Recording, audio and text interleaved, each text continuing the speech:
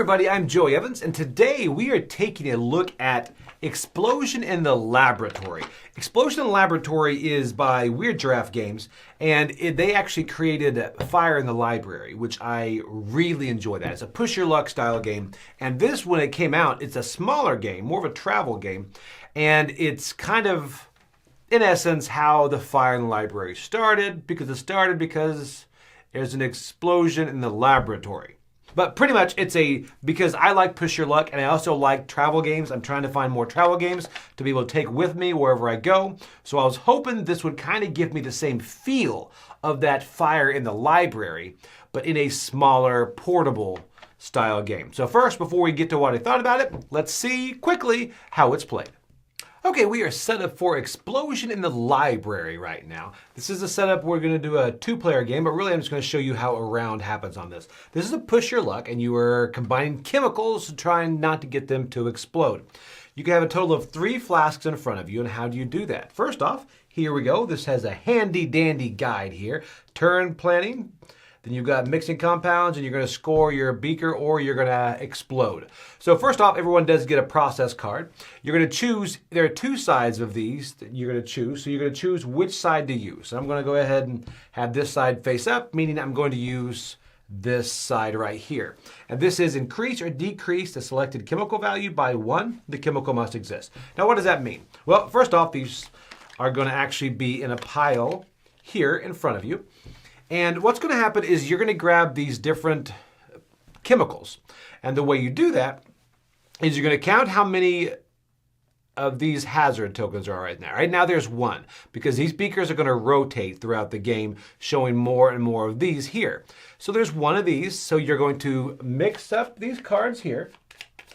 And then you're going to line them up, just like this. Okay, so we've got all the cards out, and now we're going to look at these lab cards, and we're going to get a number. So that's 20 plus 1, that is 21, and since there's 1 of these here, we're going to go on the first, where there's 1 here, we're going to go to number 21, and whatever color potion, color vial that is, or chemical, that's what we're going to get. Now, this is black. Now, black is interesting because black means you would, normally in the game, except for your first flip, you would explode immediately, all right? But since it's your first one, you get to choose which one to take. So I'm going to go ahead and I'm going to take the blue one here, all right? So I'm going to take the blue, put it in front of me. Then all of a sudden, I'm going to mix it up and do it again. There we go. And now we're going to flip. Here we go. Okay, so now we've got 0 and 2. All right, on the end, so we have 0, 2. We're going to go to 1. There's still 1 here. And 2. 2 is yellow. So now I can grab a yellow potion. All right, so the yellow potion, I can grab one of these yellow potions, or I can add it to my blue and get a green. So you know what? I am going to add it to my blue and get a green. So I flip this, and now I've got 1 is filled. I can add nothing more to this, and that's going to give me 2 victory points at the end of the round, at the end of my turn, if I don't bust. All right, so I can stop now and take that. But of course, why would I do that? Because I've got nothing volatile up. And you'll notice there's one flame right here. That means the red is a volatile chemical, and it can cause everything to explode. But not right away. It has to have another red around. So we're going to flip these out again, just like this. And then we're going to go through. Now this is an X right here, shows up. If an X shows up, that means you're going to go to the next card. So we got 15 plus 2, that is 7. Sorry, 15 plus 2 is 17. And we're going to go down to 17. And right on cue, we're going to get a red. Now, at this point, I can stop because a black is going to make me bust and a red is going to make me bust. But if I get something else, like if I get a blue, then I can flip this and I have a purple that's going to get me 4 victory points. So let's say I did that. I laid them all out and I decided to push my luck again and I got a blue and I made this into a purple. So at this point, I'm like, you know what? I'm going to stop because a red still would bust me and a black still would bust me. I'm going to stop. I'm going to take these points. So now the way you add up points is you've got the 2 stars here plus the green, that's a research, that's going to be 3. I get 3 victory points for this. And then this one has 4 plus purple, so that's 4 plus 3, that is 7. So I'm going to get 7 points here and 3 points here. So I would get 10 points, and I'd log that down. And now I've got 10, and that is the end of my turn. Now, at the end of my turn, everything I scored, like I scored a green and a purple, those are going to rotate. So right here, I scored a green. That is going to rotate the direction of the arrow, just like this.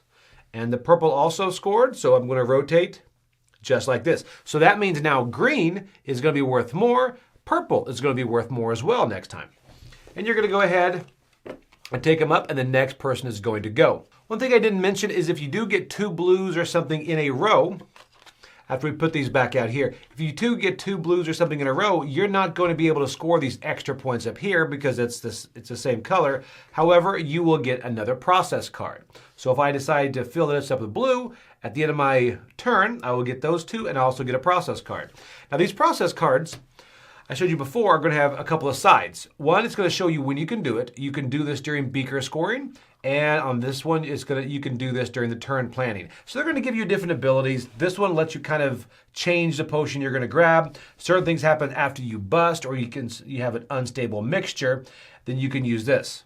Now, if you do bust, or if you get 2 reds or something, then you do not score any of your points, like I mentioned, but you do actually, as a consolation prize, get one of these process cards, and you get to put it in front of you, and then you get to choose which side. Again, you don't get the option of both sides later because you have to make that choice initially. So you're going to place it here, and now you've got the second process card if you did bust. And then at the end of the round, to make sure the game progresses forward, you're going to, after everyone's gone, at the end of the round, you're going to look at whichever of these numbers is smaller in the corner. We have a 3, a 2, and a 9.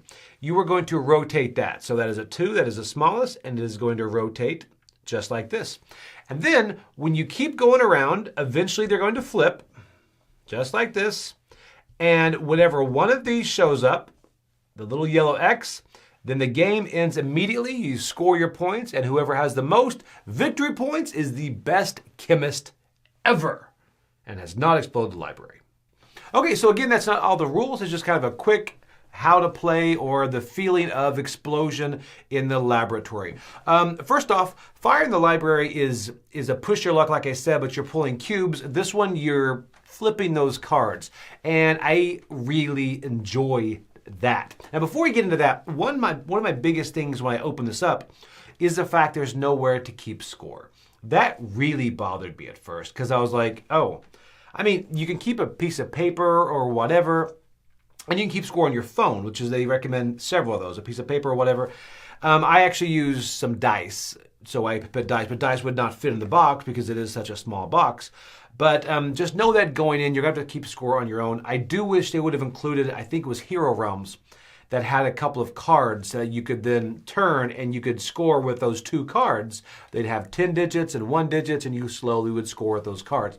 I like that. I do wish there was some sort of scoring involved or included in this. That way you could play it anywhere.